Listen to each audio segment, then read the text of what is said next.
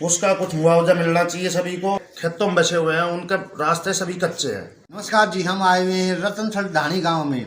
हमारे साथ आज ब्लॉक समिति के मेंबर राजेश चौहान जी हैं। आइए करते हैं इनसे बातचीत गांव की समस्याओं के बारे में। सबसे पहले तो आपका धन्यवाद सर। तो बहुत है। सबसे पहली समस्या तो है गांव में जितने भी घर हैं खेतों में बसे हुए हैं, उनके रास्ते सभी कच्चे हैं। रास्ता एक भी पक्का नहीं बना हुआ है। दूसरा, जो गरीब परिवार बीपीएल परिवार है, उनके 2012 की रजिस्ट्रियाँ बनी हुई है। 77 तो रतनथल की है, 32 बास गांव की है और लगभग 40 के करीब उस्मापुर गांव की है। उनके प्लाट अभी तक आवंटित नहीं हुए हैं। और गंदे पानी की निकासी की भी बहुत बड़ी समस्या है। तीनों गांव में गंदे पानी की निकासी नहीं हो तीनों पाई? गाँव में जी। अच्छा जी। गंदा पानी है, उसका निकास नहीं है। कहीं पे रास्ते बंद हुए हैं, जोड़ ओवरफ्लो हो रहे हैं, उसका कोई परमानेंट सॉल्यूशन नहीं मिल पा रहा है। क्या समाधान हो सकता है?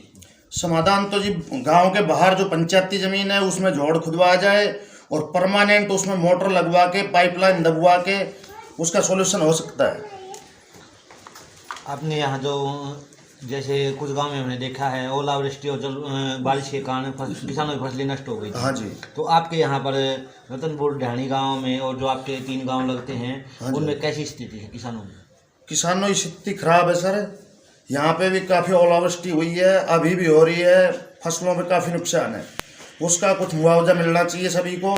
जितना नुकसान है उतना मिल जाए सभी को। जिसका 25% है 25 मिल जाए, 50 है 50 मिल जाए। जितना भी नुकसान है उसकी भरपाई गवर्नमेंट करनी चाहिए।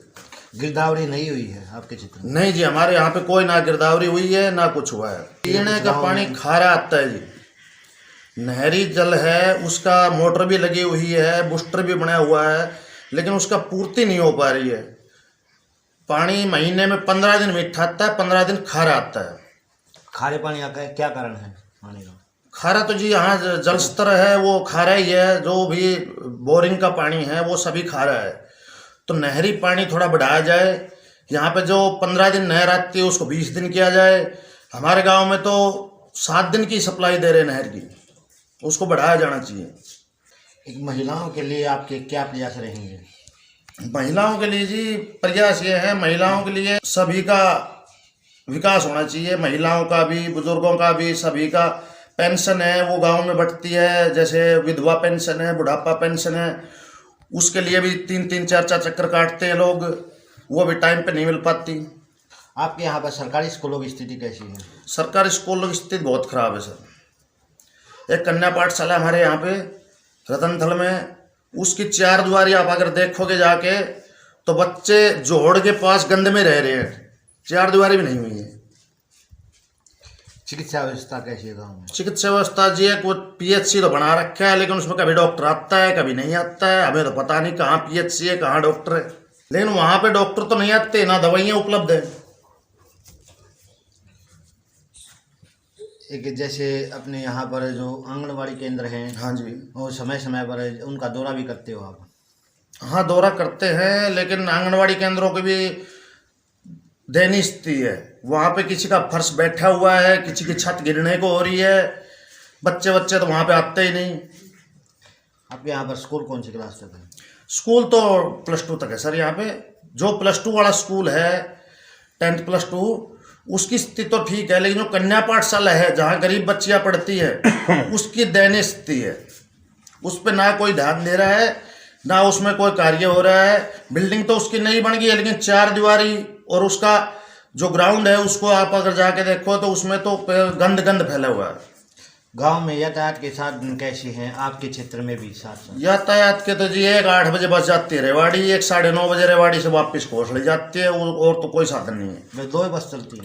2 बस भी, एक जाती है एक केवल आती है। एक शाम को आती है, फिर रेवाड़ी जो 8 बजे जाती है ना, वो शाम को 6 बजे करीब वापस आती है। जो लड़कियां हैं कॉलेज में पढ़ती हैं, हाँ जी। वो किस प्रकार जाती हैं? वो अपने खुद साधन से जाओ या टेम्पो वगैरह करके जाओ। जैसे कई गांव में हमने देखा है कि लड़कियों के लिए स्पेशल बस लगाई गई है। हाँ जी, हाँ जी। तो आपके यहाँ पर क्या इस प्रकार की सुविधा है? नहीं, कोई सुविधा नहीं सर। अभी अगर आपको यहाँ रेवाड़ी जाना हो तो अपने निजी वाहन से ही जाना? निजी वाहन से ही जाना पड़ेगा। और कोई रास्ता नहीं, कोई रास्ता नहीं है। अपनी गाड़ी बुकिंग करो, या किसी के पास घर की गाड़ी है तो घर की गाड़ी लेके जाओ, वाहन केवल 8 बजे सुबह सुबह रेवाड़ी जाती है। उसके बाद वो अंडर पास बन रहा है गुरावड़ा में जी, उसके कारण टेम्पो भी जो जाते थे वो भी लगभग बंद हो चुके हैं। गांव में बैंक भी है? नहीं, कोई बैंक नहीं है जी। कौन से गांव में? ये गुरावड़ा पड़ता है, हरियाणा ग्रामीण बैंक है, इधर बुढ़ियानी पड़ता है जी। बुजुर्गों को पेंशन वहीं से मिलती है? कुछ बुजुर्गों को बैंक से मिलती है, कुछ की डाक में आती है। तो बुजुर्ग महिलाएं और जो हैंडीकैप्ड हाँ हैं जी। वो पेंशन लेने के लिए डाकखाना में जाते हैं? हाँ, डाक खाना रतनथल में जाना पड़ता है और उसमें भी कई चक्कर काटने पड़ते हैं, क्यों लेट आती है उसमें। बैंक की अगर व्यवस्था हो जाए तो सभी को आराम होगा उससे। आपका राजनीति में आने का क्या उद्देश्य है? उद्देश्य तो जी गांव का विकास होना चाहिए, सभी का विकास होना चाहिए, यही उद्देश्य है। और तो क्या उद्देश्य? जनता को क्या संदेश देना चाहते हैं? जनता को संदेश यही है जी, जो भी बढ़िया आदमी है उसको राजनीति में ले आओ, उसका विकास करे, उसका साथ दो।